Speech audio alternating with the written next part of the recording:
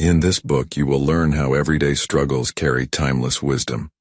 Each chapter offers real-life insight and a practice you can use right away.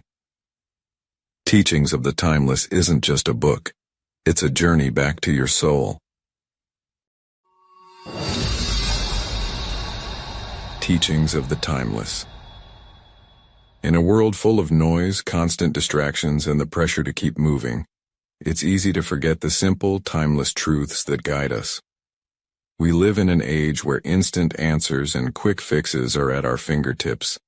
But somewhere in this rush, we lose touch with the deeper teachings that have been passed down through generations. These are the lessons that don't shout at you.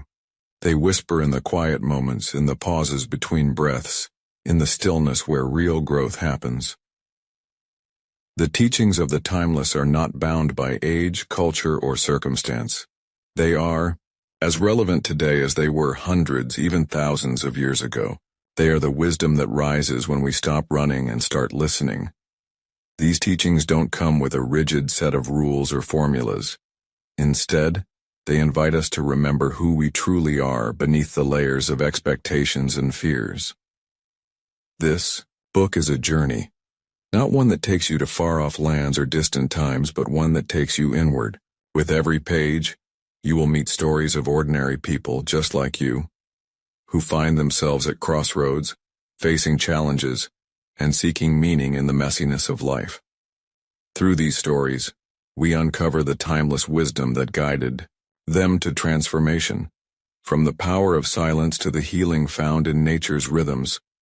From the strength born of vulnerability to the clarity discovered in stillness, each chapter offers a story, a practice, and a profound reminder.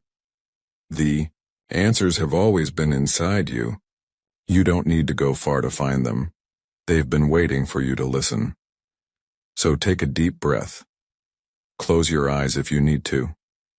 Open yourself to the possibility that the answers you seek may not come in the way you expect. The timeless teachings are here, woven into the fabric of your life, just waiting for you to embrace them. Are you ready to listen? Chapter 1. The Silence That Saved Daniel. Chicago, Illinois, 5:47 a.m. Daniel sat on the edge of his bathtub, yesterday's suit still clinging to his tired frame. The silence inside his apartment felt heavy, pressing against the windows like a storm that never came. Outside, the city stretched and yawned into another Monday, but Daniel had no reason to get up. He had lost his job 3 weeks ago.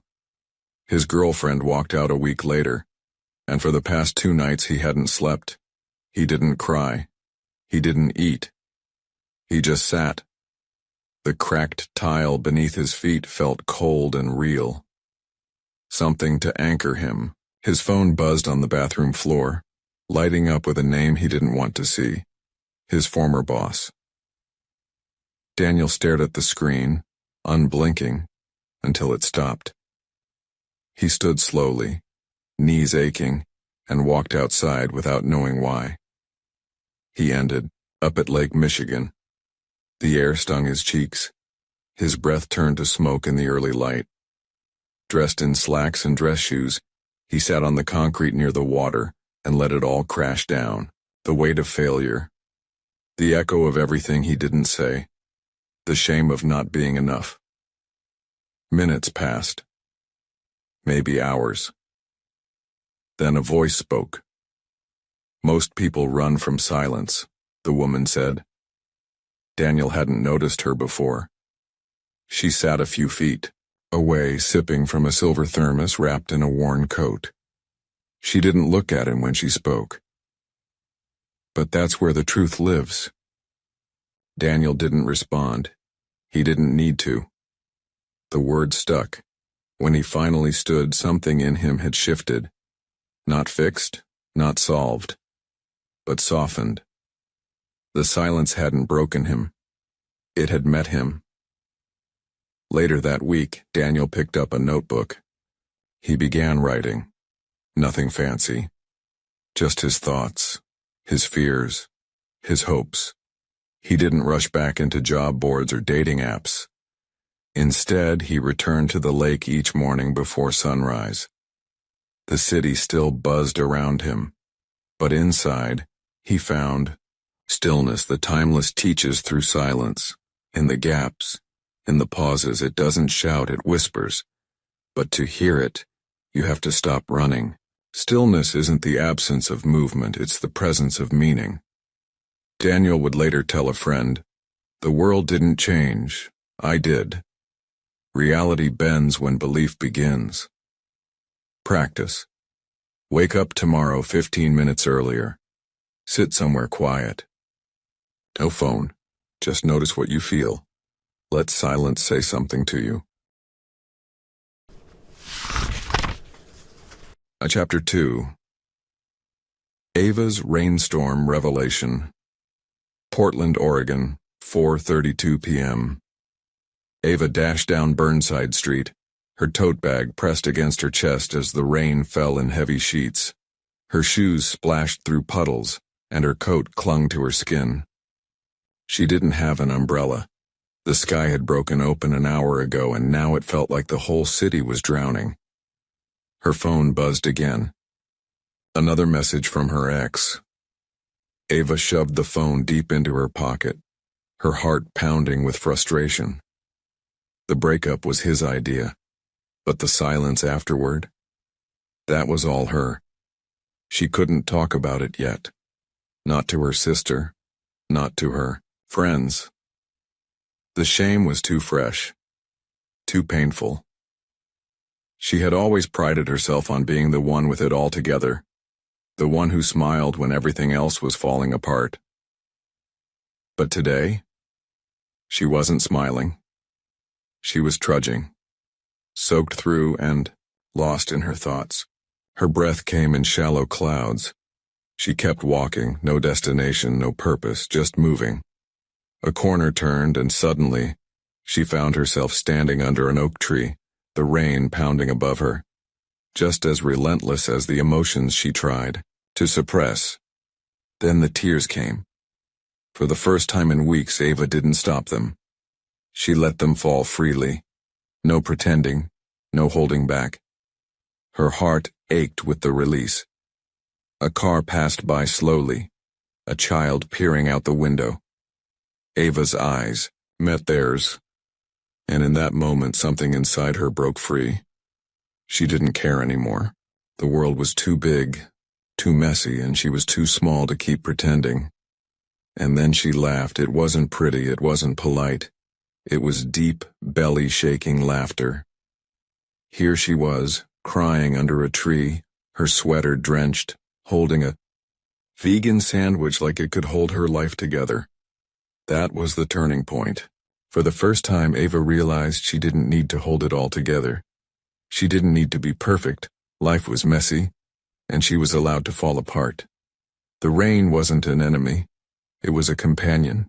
It washed away the pretense, the pressure, the need to be flawless. The rain continued to pour, but Ava began to walk again, no longer rushing, no longer fighting the storm. She returned home, lit a candle, and wrapped herself in dry clothes. Then she pulled out her journal and wrote about everything she had been avoiding. The grief, the shame, the confusion, it all spilled out onto the page. For the first time in months, she felt light. The timeless often speaks to us through nature. When we can't move ourselves, nature steps in to guide us. Sometimes a breakdown is just the beginning of a breakthrough. The rain wasn't something to escape from. It was a cleansing, a release. Reality bends when belief begins. Practice. If it rains this week, step outside for 5 minutes without a plan. Let the discomfort show you something you've been avoiding. Chapter 3. Elijah and the Weight of Unfinished Letters. Dallas, Texas, 9:03 p.m. Elijah sat at his desk, the soft hum of the city echoing outside his window. The room was dim, lit only by the faint glow of his desk lamp. A pile of letters sat in front of him unopened. They were his father's letters. Letters he had never sent, letters he had meant to write but never finished. He stared at the stack. It had been 5 years since his father passed away. 5 years since the silence between them became permanent. Elijah had tried to write letters before, tried to say all the things he had never said. How much he missed him. How much he wished they had spent more time together. How much he wished he had told him he loved him. But every time he sat down to write, the words wouldn't come. They felt hollow, like the weight of a conversation that would never happen. So, the letters remained, unfinished. The words stayed locked inside, each one growing heavier. Tonight something was different. He wasn't sure what had shifted, but there was a stillness inside him that hadn't been there before. He picked up the first letter. The ink was faded, but the words still seemed to stare back at him. "Dad," it began. He paused. He could almost hear his father's voice in the back of his mind, urging him to speak, to write, to let go. A wave of emotion swept over him. The grief, the anger, the regret, it all came rushing back. He set the pen to the paper and started writing. At first the words were clumsy, disjointed, but as he continued they started to flow. The sentences became clearer, and soon Elijah was pouring out everything he had held inside. He wrote about the things he had never said, about the moments they had lost, about the love that had been there all along, buried beneath years of silence. He didn't stop to think about whether it was perfect. He didn't care about grammar or punctuation. The letters weren't for anyone else but him. The weight of those unfinished thoughts had been crushing him for years, but now, as he wrote, he felt lighter. He could finally let go of the burden. Timeless teaches us that sometimes the things we hold on to most are the things that hold us back. Elijah had spent so much time carrying the weight of unfinished words that he had forgotten how freeing it could be to simply let them out. As he finished the last letter, he felt a sense of peace he hadn't known in years. The letters weren't the end of his grief. They were the beginning of his healing. He folded the pages and placed them in an envelope, knowing that he didn't need to send them to anyone. The release was enough. Reality bends when belief begins. Practice. If there is something left unsaid in your life, write it down. Let the words flow freely, without judgment or restraint. You don't need to share them with anyone. Just let them go. Chapter 4. Lena's Window of Truth. New York City, New York. 9:15 a.m. Lena stood at the window of her small apartment in Brooklyn, the early morning light creeping through the blinds. Below her, the city was already alive with the usual frenzy. People rushing to work, taxis honking, cyclists weaving between cars. It was a scene she had seen 1,000 times, but today it felt different. Today, she felt different. For the past year, Lena had been living in a fog. She had everything she thought she wanted: a steady job in marketing, an apartment in the heart of the city, a social media account filled with smiles. But inside, something was missing.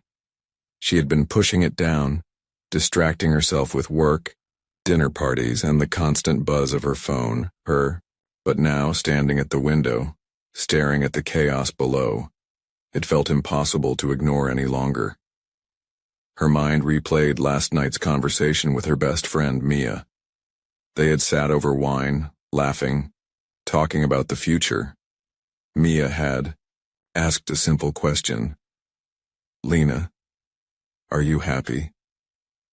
The question hit her like a thunderclap, loud and clear, echoing in her mind long after Mia had gone home.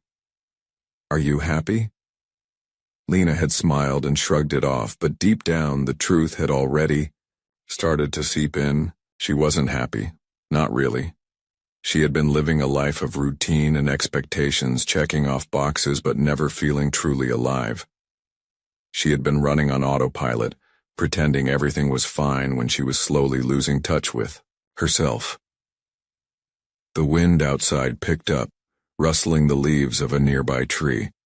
Lena exhaled, her breath fogging up the glass.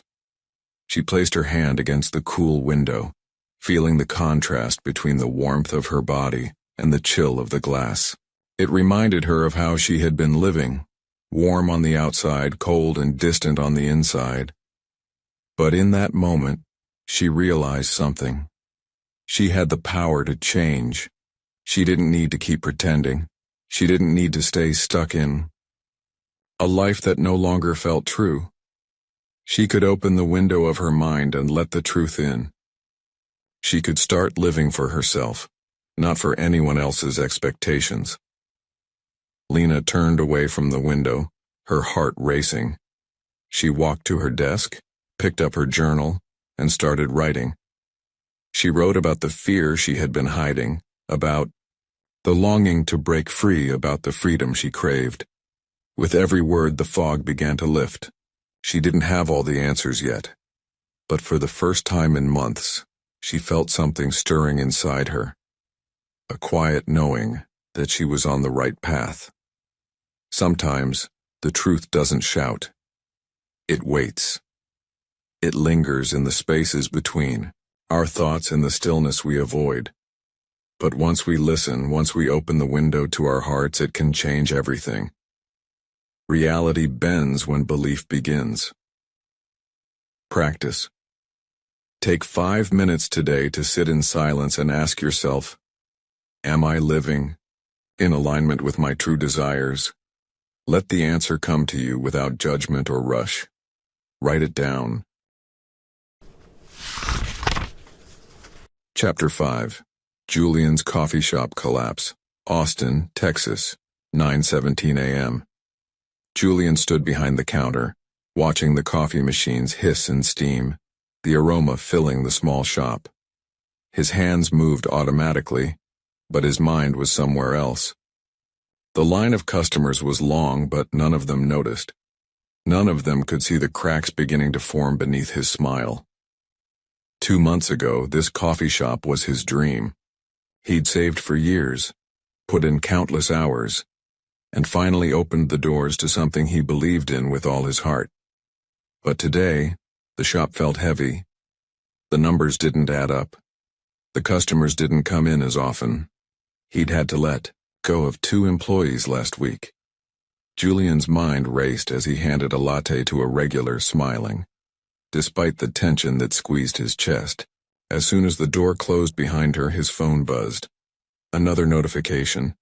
Another email from his accountant, asking him to review the latest financial statement. The numbers were grim. He couldn't keep pretending it was fine. The shop, once buzzing with energy, now felt suffocating. The music was too loud, the machines too noisy. The conversations around him felt like whispers, each one reminding him that he was failing. He stepped out into the back alley for a break, the cool morning air hitting his face like a slap. He leaned against the brick wall, closing his eyes.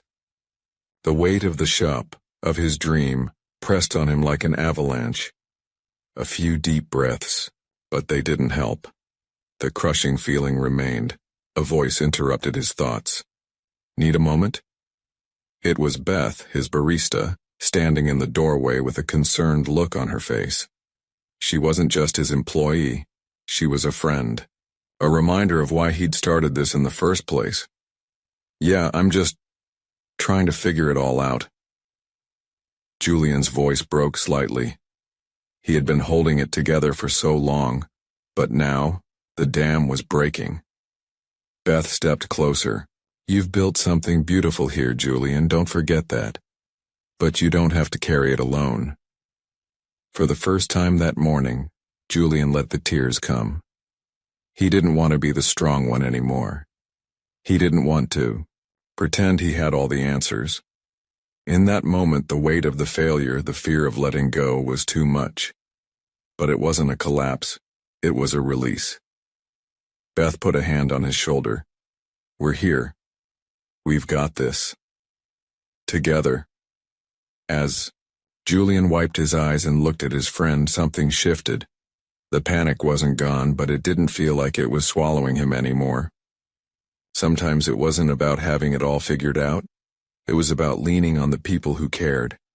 The collapse wasn't the end. It was the beginning of something new, something built on vulnerability and trust.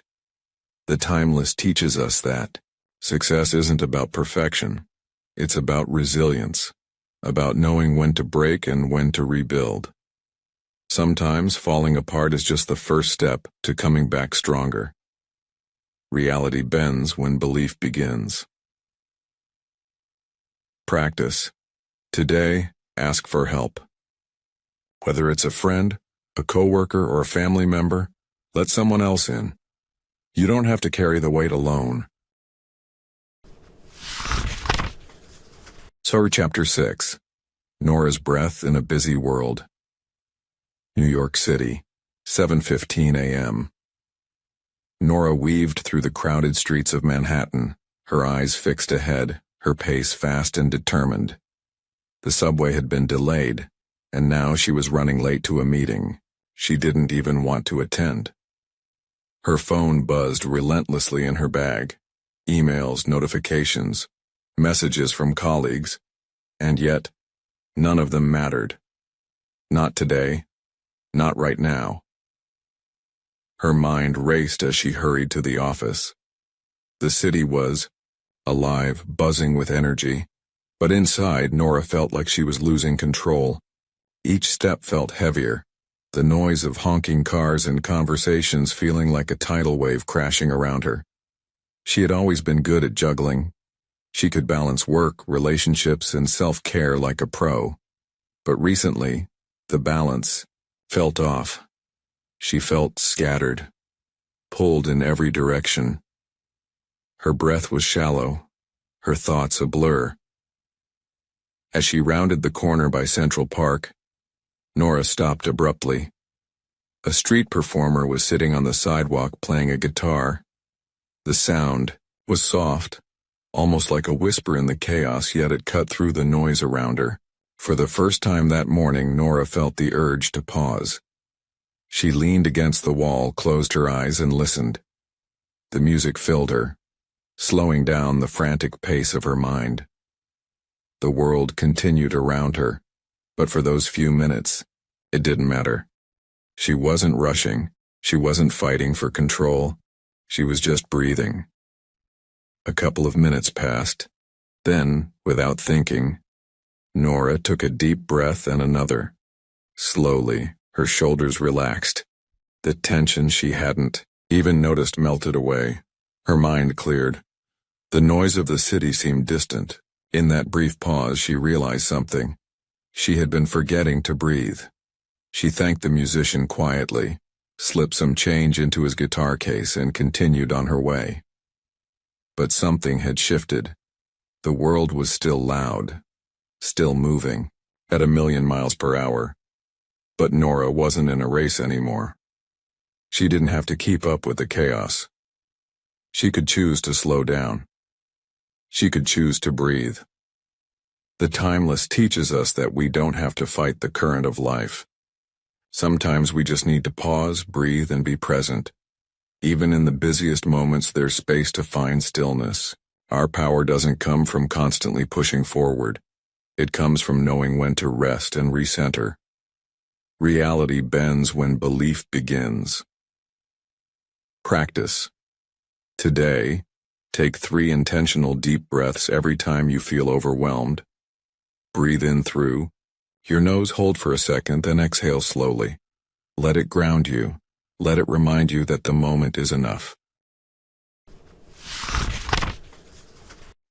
Chapter 7. Theo and the Forgotten Piano. Austin, Texas, 10:18 a.m. Theo stood in the dusty corner of his grandmother's old house, staring at the piano that had once filled the home with music. Now, it sat in silence, its ivory keys yellowed. With time, its wood chipped and scratched. His grandmother, who had passed away 2 months ago, used to play it every Sunday. The melodies had always brought a sense of peace to the house, a warmth that Theo hadn't realized he missed until it was gone. He hadn't touched the piano since the funeral. It felt wrong, almost sacrilegious, to sit at the same bench where she had played her last song. And yet, something kept pulling him back to it. Maybe it was the way her presence still seemed to linger in the house, or the need to reconnect with something he'd taken for granted.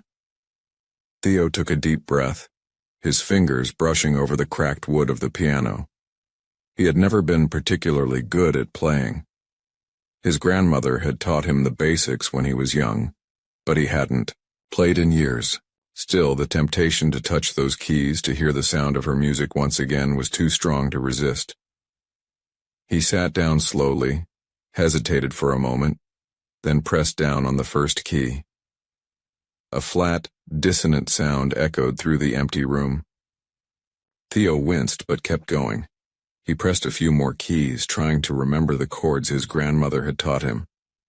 The music was rough at first, full of mistakes and hesitation, but with each note he could feel something stirring within him. Suddenly the room seemed to shift. The air felt heavier, more charged with emotion. It was as if the piano was waking, up from a long slumber, remembering its purpose. Theo's fingers began to find a rhythm. His mind wandered to memories of his grandmother, her gentle smile as she played, the way she would hum along with the music, her hands moving gracefully over the keys. For the first time since her passing, Theo felt connected to her again, as though she were sitting beside him, guiding his hands. The timelessness of the piano spoke to him. It wasn't about perfection. It was about remembering, about honoring what had been. The music didn't have to be flawless. It just had to be played. The connection to the past didn't lie in the absence of mistakes. It was in the willingness to return, to try again, to remember. When Theo finally stopped, the room was filled with an unexpected stillness. He sat there for a moment, breathing, in the space, the music lingering in the air like an echo. He didn't have to play perfectly to feel whole. He didn't have to be the same person he was before. The piano had reminded him of that. Reality bends when belief begins. Practice. This week, find something you used to love, something that may have been forgotten. Reconnect with it, even if it's imperfect. Let the process be the point. Chapter 8. The Bus Ride That Woke Savannah. Up Los Angeles, California, 7:46 a.m.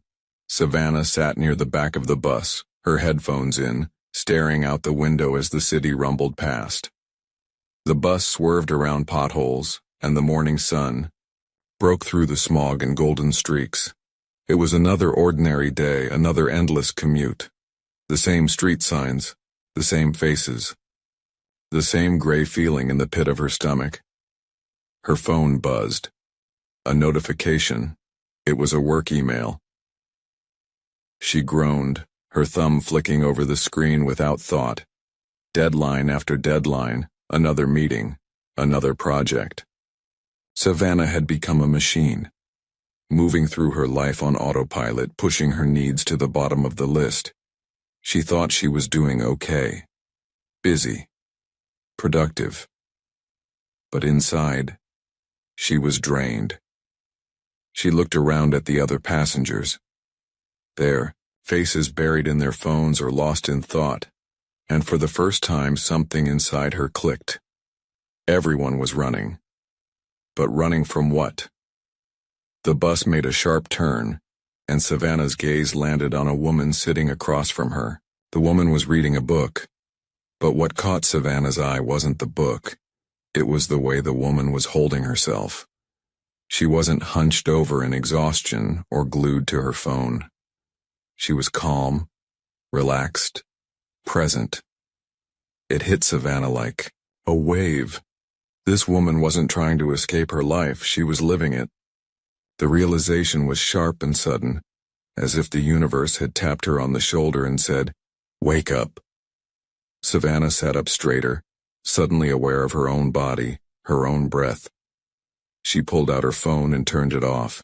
It was like the noise in her head had quieted, and for the first time in weeks she felt present. She hadn't noticed how much she had been running from feeling too much, running from the things she feared, running from the noise that always filled her mind.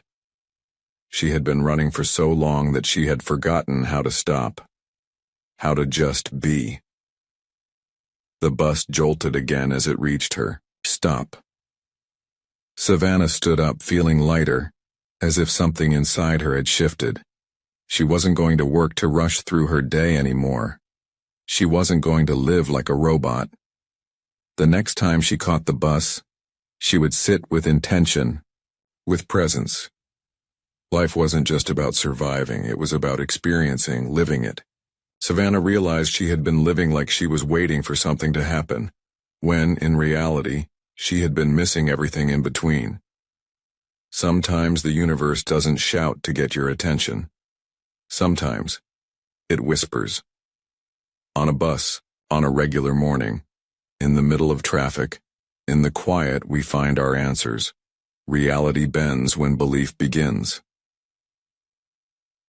Practice. Tomorrow, during your commute, leave your phone in your bag. Simply observe. Notice your surroundings. Notice how you feel. Chapter 9. Leo's Mirror Moment. Los Angeles, California, 8:17 a.m. Leo stood in front of the bathroom mirror, eyes tracing the lines on his face as the steam from the shower faded. His reflection seemed distant, like a stranger he hadn't seen in years. The man staring back at him was tired, eyes hollow with exhaustion. He had been working nonstop for months, chasing after success, the next big project, the next promotion. But every achievement felt emptier than the last. Last night, he had received another email from his boss. Another win, another milestone, but it hadn't filled the hole inside him. It was like he was running a race he could never win, always trying to catch something that kept slipping through his fingers. He sighed, staring deeper into his own eyes, as if searching for the answer in the mirror. But all he saw was the weight of his own expectations. It wasn't supposed to be like this. He had everything he was supposed to want. The house, the car, the accolades. But somewhere along the way, he had lost himself. Who am I becoming? Leo whispered to his reflection. The question echoed in the quiet bathroom, but his reflection didn't answer. It couldn't. He was the one who had to answer. And it scared him. The truth was, he had spent his life trying to prove something, to everyone, including himself. But what was the point of all the achievements if they didn't make him feel fulfilled? His success had become a mask, a shiny polished cover that hid the emptiness inside. A deep breath escaped him as he stepped closer to the mirror, searching for some flicker of truth in his eyes. He wasn't ready to face the depth of it, but the mirror wouldn't let him. Look away. Then, something shifted. It wasn't an instant transformation, not some grand epiphany. But for the first time in a long while, Leo understood. He had been living for everyone else's expectations. He had been trying to meet the standards set by society, by his career, by his past. But none of it had filled him with joy or peace. He let out a slow breath, feeling the weight of the realization settle in. The man in the mirror wasn't a failure. He wasn't someone to fix. He was someone who needed to rediscover himself, to stop living for what others wanted and start living for what he needed. Leo didn't need another achievement to feel worthy. He needed to reconnect with his heart. Later, that day Leo canceled a meeting he had been preparing for weeks. He walked outside, no destination in mind, just a willingness to embrace whatever came next. For the first time in a long time, he chose not to plan everything. He let himself be free. Free to just be. Reality bends when belief begins. Practice. Take a moment today to look into your reflection. Ask yourself, who am I becoming? Let the mirror show you the truth you've been avoiding. Chapter 10. Emily's Midnight Bridgewalk, San Francisco, California, 12:15 a.m. Emily stood on the Golden Gate Bridge, the wind whipping through her hair, her jacket pulled tight against the chill of the night air. The city lights below shimmered like stars that had come to Earth. She felt small against the vastness of the bay, but something in her heart told her she needed to be here, alone. Earlier that night, she had received another rejection letter from a job she thought was hers. She had worked for months to get everything just right. Perfect resume, perfect cover letter, and countless hours preparing for the interview. Yet none of it was enough. The message had been clear. Thank you for your time, but we've decided to move forward with another candidate. The weight of failure hung on her chest, heavier than the fog rolling in from the bay. But this wasn't the first time Emily had been knocked down. The sting of disappointment was all too familiar.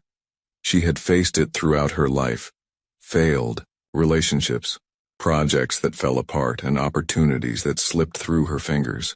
It had all led to this moment, standing alone in the cold under the endless sky, questioning everything. She looked out over the water, letting the wind bite at her skin, hoping it would numb the ache inside her. Her mind raced with thoughts of what she could have done differently, where she had gone wrong. Why does it always feel like I'm so close but never enough? She whispered to the empty night. And then, it happened. Out of nowhere, Emily felt a shift. It wasn't dramatic. Nothing like the flashes of insight you read about in books. It was quiet, almost like a whisper in her soul. It was as if the universe had finally caught up with her and said, "You've done enough. Now it's time to let go." The realization settled in her chest like a soft sigh. She didn't need to hold on to the rejection, the fear, or the feeling of being not enough. It had all been part of her journey. The broken pieces were shaping her into something more resilient, something greater. Failure didn't define her. It was merely a part of her story. With newfound clarity, Emily started walking along the bridge. Each step felt lighter, as if the weight that had been pressing on her shoulders had been lifted. She wasn't running from her fears anymore, she was walking toward them. And with every step she could feel her confidence growing. She didn't have to have all the answers right now. She didn't have to be perfect. She just had to keep going. As she reached the end of the bridge, she stopped and turned around. The city lights below reflected the shimmering water like a mirror. Emily smiled softly to herself, realizing she had just walked through her own doubt. She was still standing, still moving, and that was enough. Reality bends when belief begins. Practice. The next time you feel defeated, take a walk, preferably in nature or a quiet space. Let the movement help you shift your energy and your perspective. You might just find the clarity you've been searching for. Chapter 11. Micah's Letter to His Younger Self. Chicago, Illinois, 8:21 p.m. Micah sat at his kitchen table, the light from the old lamp casting a soft glow over the crumpled piece of paper in front of him. His fingers hovered above the pen, but his mind was elsewhere. drifting back to the days when he had been a different man, a younger man, the man who didn't know how to forgive himself, the man who held on to regret like it was his only companion. Micah had never been the one to sit and think about the past. He was too busy moving forward, checking off the boxes: job, promotion, relationships, success. But tonight was different. The weight of everything he had left unsaid, everything he had avoided, pulled at him. He couldn't ignore it any longer. He closed his eyes for a moment, letting the memories flood in. The failed relationships. The moments when he had let fear hold him back. The times he had been too afraid to speak his truth. Micah had spent so much of his life running away from his past, pretending it didn't matter. But it did. And it was time to face it. Taking a deep breath, he opened his eyes and began to write. "Dear younger me," he started, the words flowing, faster than he could think. "I know you're struggling right now. You think everything has to be perfect, that success is the only thing that will make you happy. But listen to me, you're wrong. I'm here to tell you perfection isn't real, and success doesn't always look like what you expect." Micah paused, the weight of the words sinking in. He had always believed that if he could just achieve enough, he would feel whole. But the truth was, he had never felt more broken. You'll make mistakes. Big ones. You'll lose people and you'll feel like you're not enough. But those moments will teach you something you can't learn any other way. You'll learn to forgive yourself. You'll learn that it's okay to be vulnerable. You'll learn that your worth isn't tied to your achievements. His pen moved swiftly now, spilling out the thoughts that had been locked inside him for years. Each word felt like a release, a weight lifting from his shoulders. And don't be afraid of the silence, of the moments when you're alone with your thoughts. It's in those quiet moments that you'll hear your true voice. It will be scary at first, but listen, it's worth it. He paused again, his eyes lingering on the words. It was strange. He hadn't expected to feel this much. Writing to his younger self felt like both a goodbye and a greeting. Like reaching out to a version of himself he thought he had left behind. He finished the letter, his heart pounding in his chest. He folded the paper and tucked it into an envelope, sealing it with a sense of finality. Micah didn't know what would come next, but he knew one thing for sure. This letter wasn't just for his younger self. It was for him, for the man he had become, the man who had finally made peace with his past. Reality bends when belief begins. Practice. Write a letter to your younger self. Don't hold back. Speak the truths you've avoided. Let the past teach you how to heal. Chapter 12. Zara's Fire Escape Prayer. New York City, New York, 11:56 p.m. Zara sat on the cold metal steps of her apartment building's fire escape, her legs curled beneath her, staring out over the city lights. The noise from the streets below felt like distant thunder. Cars honked, people laughed, and somewhere in the distance a siren wailed. But up here on this little patch of metal, everything felt quiet. The world seemed far away, almost as if she was in a different reality entirely. It had been a long day. The kind of day where you wake up with your heart already heavy. The weight of things you can't change pressing down on you. Zara's boss had yelled at her in front of everyone at work. A project she'd poured her heart into had failed, and her sister had called to ask if she was still in that miserable relationship. The truth was, Zara didn't know anymore. She didn't know how she had gotten to this point or how to get out. Every day felt like a repeat of the last. The same conversations, the same disappointments, the same hollow smiles.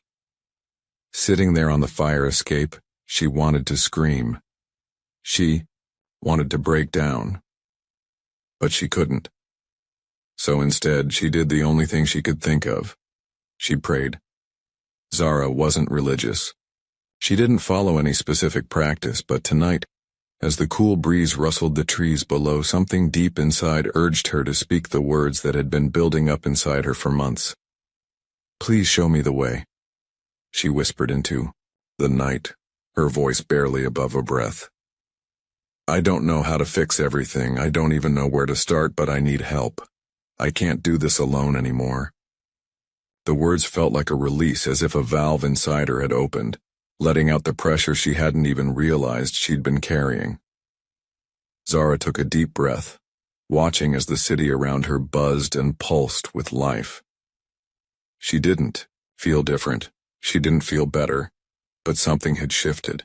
A quiet, invisible change had taken place. It was in the stillness of the night that Zara realized maybe it wasn't about fixing everything. Maybe it was about trusting herself, trusting that things could unfold in ways she couldn't yet see. The prayer wasn't a plea for miracles, it was a call for clarity. A few minutes passed. She felt the coolness of the air against her skin, the hum of the city below, and a strange sense of peace beginning to settle in. In that moment, Zara understood. She wasn't lost. She just needed to pause long enough to remember where she was going. Zara climbed back into her apartment, leaving the fire escape behind, but the prayer, small as it had been, lingered with her. It had opened a door, a crack in the wall of doubt she'd been building around herself. The timeless teaches that surrender is not giving up. It's letting go of the need to control the outcome. When we allow ourselves to step back and trust, the path begins to unfold. Reality bends when belief begins. Practice. When life feels like too much, take 5 minutes to step outside and be still. Ask for guidance. No answers needed. Just the courage to let the question be heard. Chapter 13. Hunter's Desert Breakdown. Joshua Tree, California. 2:47 p.m. Hunter's jeep crept through the desert, the hot wind howling as the sun beat down from above. He had driven for hours, the landscape shifting from dusty browns to the sharp greens of cacti, then back to barren desert. But no matter how much ground he covered, no matter how many miles he put between himself and the chaos of his life, the silence felt suffocating. His phone had died an hour ago. The last message he'd read still haunted him. His boss, his girlfriend, his future, all of it felt lost in a swirl of regret and confusion. Hunter was a man of action, always the one who had the answer, always the one in control. But today, he was nothing more than a guy who had nowhere to go. The desert around him stretched endless and indifferent. The road in front of him looked the same as the road behind him. Everything was desolate, just like him. He pulled over to the side of the road, his tires grinding against the dusty earth. His hands gripped the steering wheel until his knuckles turned white. He couldn't breathe. The pressure, the mistakes, it was too much. He slammed his fist against the dashboard, the impact leaving a ringing echo in the car. In that moment, Hunter felt something snap, not in a bad way, but in a way that felt like a release. His body went still. He opened the door and stepped into the scorching heat, the dry air pressing against his skin like a heavy weight. The landscape felt like a wasteland, and yet there was something undeniably powerful about it. The barren ground, the endless sky.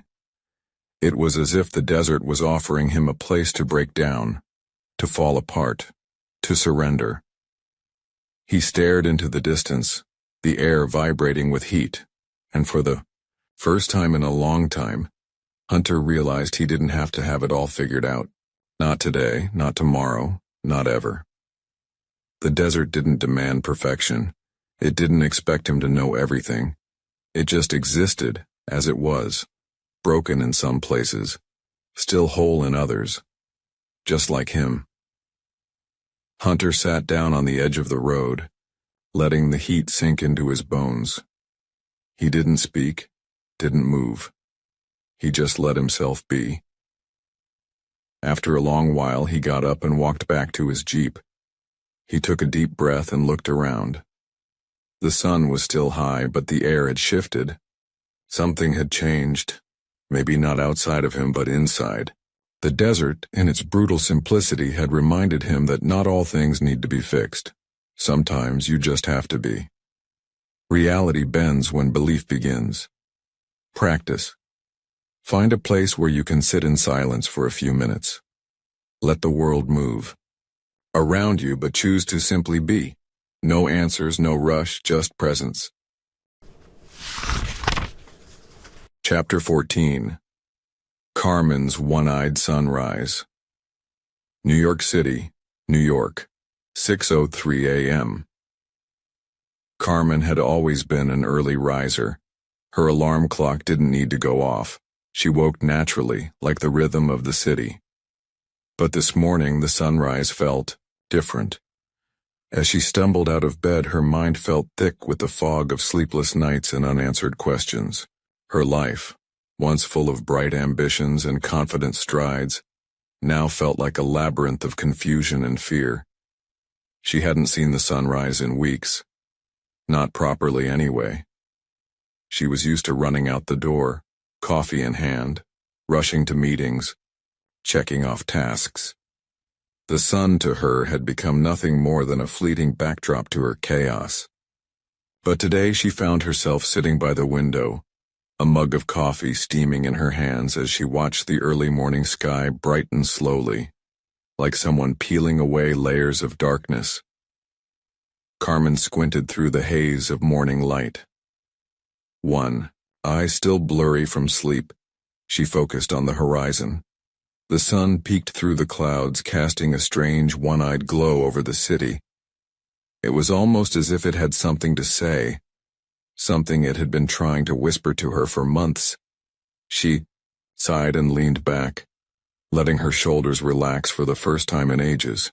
The weight of her corporate job, the pressure of constant success, had been mounting over the past few years. Everyone expected her to be perfect, top of the game, always on top. But the truth? She was exhausted. The constant striving, the need for approval, the fear of falling short, it was all starting to crack her armor. Her phone buzzed. Another email.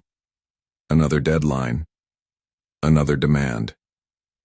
She let it buzz a few more times before setting it face down on the table. The work would be there, later, but this moment was hers.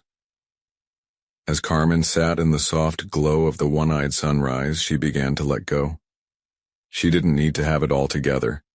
She didn't need to be the hardest worker in the room or the smartest person in the meeting. She could simply be. Right here, right now, she could exist in the stillness of this moment and find peace in it.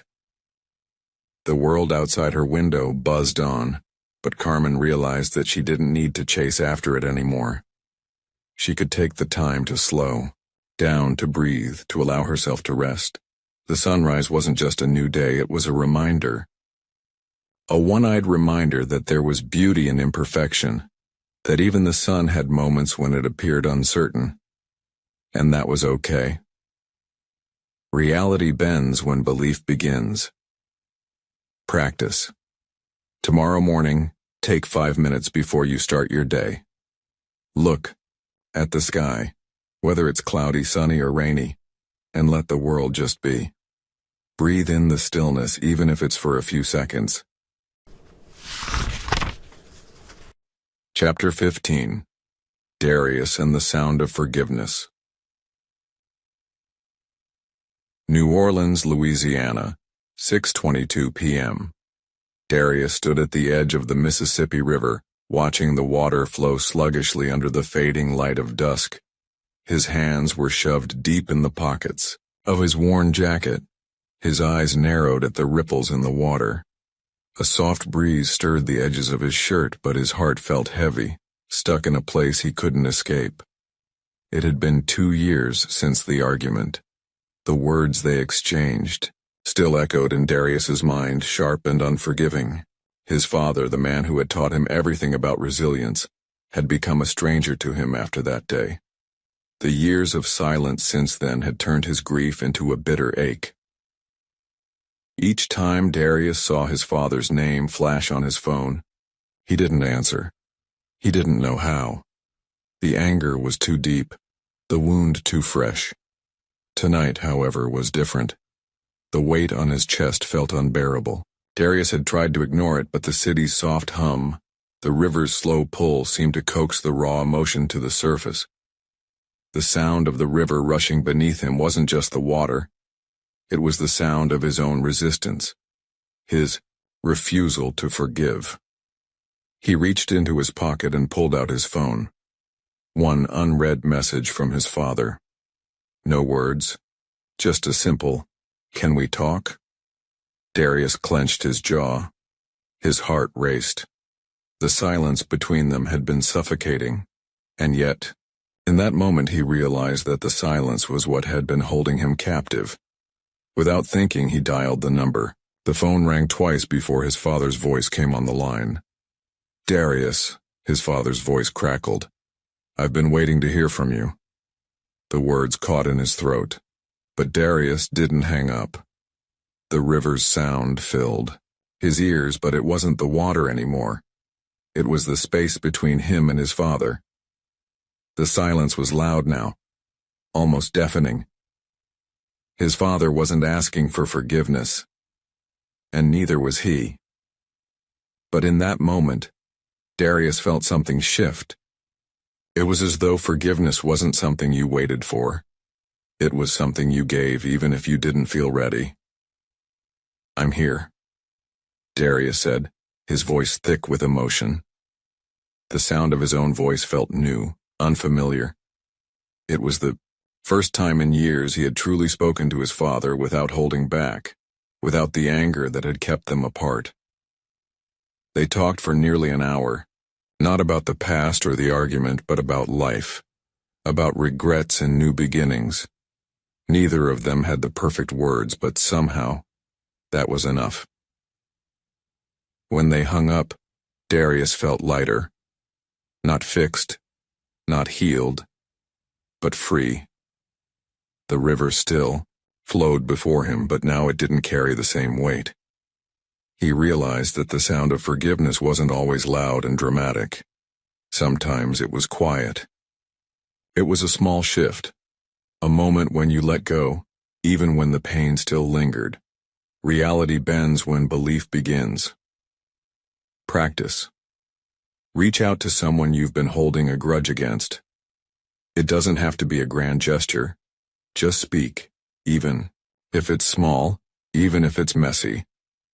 Let the silence between you both speak louder than the words. Chapter 16. Ivy's Car Wash Confession. Austin, Texas, 3:15 p.m. Ivy sat behind the wheel of her beat-up sedan, the steady hum of the car wash equipment surrounding her. The water sprayed in rhythmic bursts, sliding across the windshield, and the tires rolled slowly through the foamy, sudsy path. She wasn't really paying attention to the machine's work. Her mind was far from the spinning brushes and dripping soap. A message notification flashed on her phone. She ignored it. It was from her mother. She had gotten used to the text by now, the ones that always asked the same thing. "Are you okay?" Always worded like a question, but really, it was a statement disguised in concern. Ivy hadn't responded in days. She wasn't sure how it had come to this. The distance, the silence.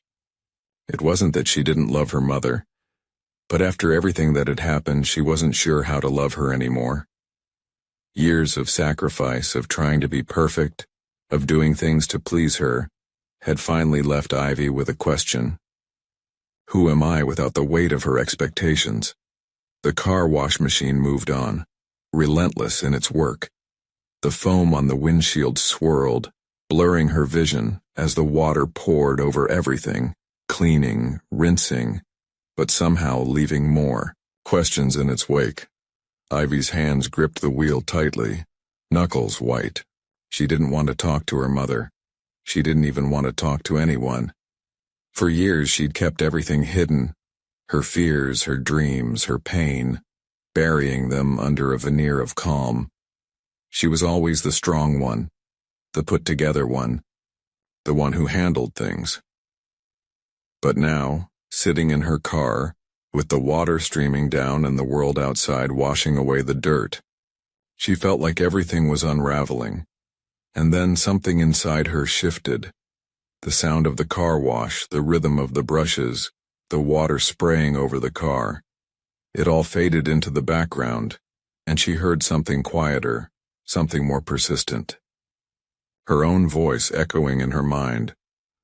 What am I afraid of? The answer hit her like a flash of light.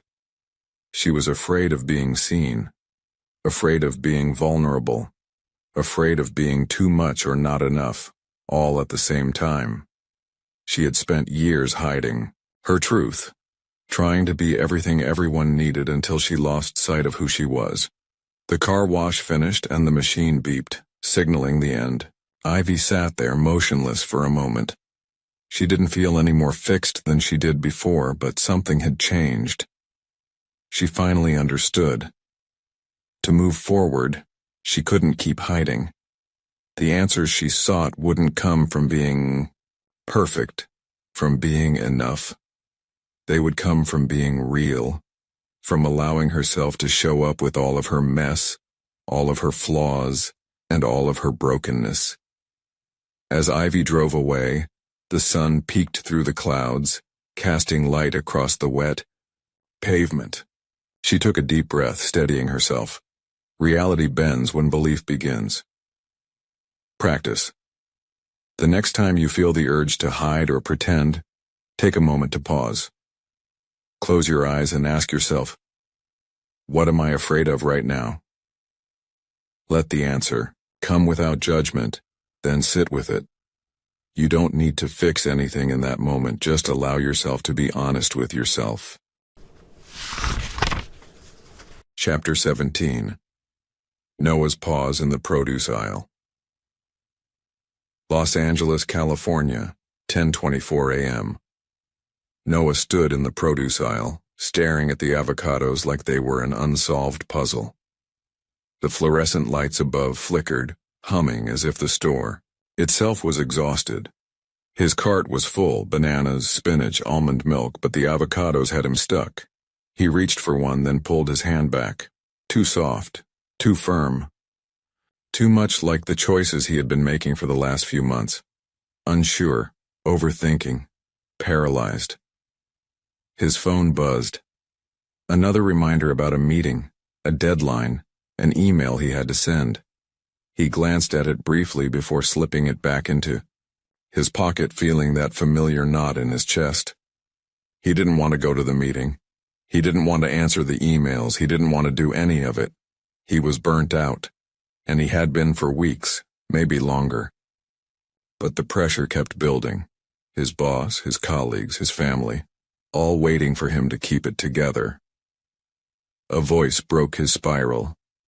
"You look like you could use a break," a woman said, standing next to him with a basket of apples. She was older, her gray hair pulled back into a tight bun. She smiled softly, her eyes kind but knowing. Noah didn't respond right away. His gaze returned to the avocados. But then something shifted. Maybe it was the calm in her voice. Maybe it was the fact that she didn't ask him to explain, didn't expect him to be anything other than what he was in that moment. He let out a long breath, the weight on his shoulders easing just a little. He had been carrying it for so long he didn't realize how heavy it was until he stopped for a second.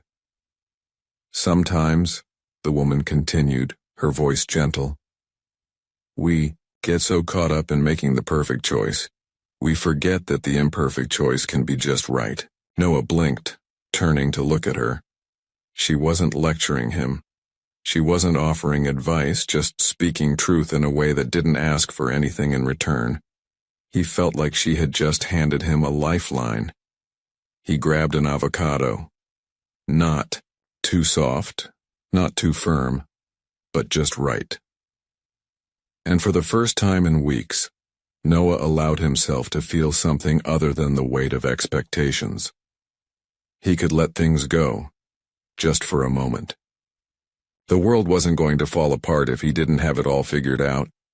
The woman gave him a knowing smile before walking away, and Noah stood there for a few more moments, feeling the peace she had left behind in the stillness of that brief exchange. He had been running for so long trying to do everything perfectly, but maybe life wasn't about getting everything right. Maybe it was about the pauses, the moments when you let go. Later that day, Noah took a different route, home. No agenda, no rush. Just a quiet drive, windows down, music up. The weight in his chest was still there, but it wasn't as heavy, and for the first time in months he didn't feel like he was drowning. The timeless often teaches us when we pause, when we stop trying to control every moment. It's in the breaks, the cracks, the imperfections that we find relief. In stillness, we allow ourselves to just be. Reality bends when belief begins. Practice. Today, take a 5-minute break when you feel overwhelmed. Just stop. Breathe. Let go of the pressure and notice how it feels to release the need for perfection. Chapter 18. Luna's Broken Necklace and the Lesson of Letting Go. Austin, Texas. 9:47 p.m. Luna sat cross-legged on her bedroom floor, the dim light of a single lamp casting long shadows against the walls. Her fingers trembled as they held the pieces of her grandmother's necklace, her most treasured possession. The necklace had been passed down through generations, its silver chain now broken, the pendant twisted in an unfortunate fall. It wasn't just a piece of jewelry. It was a link to her past, to her grandmother's wisdom, to a legacy she had carried for years. She had been careless. In the midst of rushing to finish her work, she had knocked the box off her shelf. The necklace had fallen, and now Luna found herself staring at it in pieces. She felt a rush of panic in her chest, her breath coming faster. She had never thought about how much this necklace meant until this very moment. Now that it was broken, it felt like a part of her life was broken too. Her mind spun in circles. Why did these things always happen? It was just one more thing, to add to the list of failures that had haunted her for months. It wasn't supposed to be like this. She wasn't supposed to feel so out of control. She had spent so many years trying to keep everything together, holding on to things that she thought defined her. But now, in the quiet of her room, it was clear. She was holding on to something that couldn't be fixed. Tears welled in her eyes, but she didn't wipe them away. She let them fall freely. There was no more pretending. She gently placed the pieces of the necklace down and took a deep breath. Then, something shifted inside her. A quiet voice whispered, "Let it go." The words were simple, but they resonated deeply. She had spent so much of her life clutching tightly to things that were never meant to last forever. Memories, expectations, old versions of herself that didn't fit anymore. This necklace wasn't just a broken piece of jewelry. It was a symbol of her need to release what no longer served her. The next morning, Luna went to a jewelry repair shop. She could have fixed the necklace, kept it the way it was, but she knew the lesson was more important than the object itself. She asked the jeweler to reshape it, make it new in a way that honored both the past and the present. While the necklace was being repaired, Luna took a walk through the city. As she strolled, she realized how much she had been holding on to that wasn't working. Old relationships, past disappointments, fears she had outgrown. Letting go wasn't about giving up. It was about creating space for something new to come in. Something freer. When Luna picked up the necklace, now beautifully altered, she smiled. The new design felt like a symbol of her own transformation. Letting go had allowed her to step into a new chapter of her life. The timeless lesson often comes when we least expect it, in the quiet moments of brokenness. Letting go is not a loss. It's a release of the weight that has been holding us back. Reality bends when belief begins. Practice. Find something in your life that you've been holding on to too tightly. It could be a past memory, a belief, or a fear. Let it go, even for just a moment. Notice the space it creates within you. Chapter 19. Ty's voice in the dark room, Los Angeles, California, 10:47 p.m. Ty sat in his dark room surrounded by the smell of developing chemicals, the soft hum of the fan above him, and the stillness of the night. The red light cast eerie shadows over his workspace. His hands moved instinctively, dipping a photograph into the developer, watching as the image began to appear slowly, like a memory coming to life. Each photo he created was a glimpse of the world as he saw it, a little out of focus, a little too soft but beautiful in its imperfection. But tonight, he wasn't thinking about the art. He wasn't thinking about his craft. His mind was elsewhere, tangled in the silence that followed his most recent breakup. The girl he had loved for years had left him just 2 days ago. She had told him that they weren't the right fit, that the spark was gone. It stung like a punch to the gut. Ty set the photo aside and reached for another. His fingers trembled. He couldn't stop the loop of thoughts racing through his mind. He wasn't good enough. He wasn't enough for her. The voices in his head were louder than the quiet of the darkroom, suffocating him. The door to the darkroom creaked open. It was his best friend James standing in the doorway, silhouetted by the hallway light. "You okay, man?" James asked, softly, stepping inside. Ty didn't answer. His hands kept moving, dipping another photograph into the chemical tray. The water splashed against the sides, rhythmic and soothing. "I'm fine," Ty muttered, his voice flat. James stood there, for a moment watching Ty. Then, without saying a word, he grabbed a chair and sat across from him. The quiet stretched between them, thick and heavy. Neither spoke. And for the first time in days, Ty didn't feel the pressure to fill the silence. It was as if the dark room itself had swallowed his fears, making space for something else, something healing. Minutes passed, maybe an hour. The stillness was no longer oppressive. It felt safe. Ty's thoughts started to slow down, his breath becoming steadier. He picked up the next photo, watching the image emerge slowly in the developer, and then something shifted. The weight of the breakup, the voices in his head, the doubts, they didn't matter as much.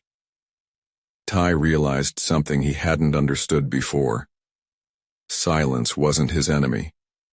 It was his ally. In the quiet, he found a place where he didn't need to explain himself or justify his feelings. He just had to be.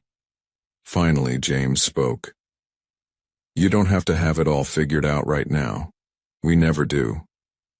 Ty nodded, his throat tight. The words felt like a release, a reminder that the noise in his head was just that, noise, and the silence was where he could find his true voice. Reality bends when belief begins. Practice. Next time you're overwhelmed by thoughts or emotions, take 5 minutes to sit in complete silence. No phone, no distractions. Just breathe and notice what comes up. Let the quiet show you the truth. Chapter 20. The Mirror That Looks Back. Los Angeles, California, 7:45 a.m. Jake stood in front of his bathroom mirror, his reflection staring back at him with the kind of emptiness that felt like a deep, hollow ache. The apartment was quiet, the kind of silence that could either soothe or suffocate. He rubbed his eyes, exhaustion from years of pushing too hard settling into his bones. His life had been a constant race, always chasing the next thing. But lately, everything felt like it was slipping through his fingers. The man in the mirror wasn't who he used to be. Not physically. He still looked the same. But something inside him had changed. Maybe it was the burnout. Or maybe it was the failed relationships, the dreams he couldn't quite catch. But whatever it was, it felt like the mirror was showing him someone who was lost.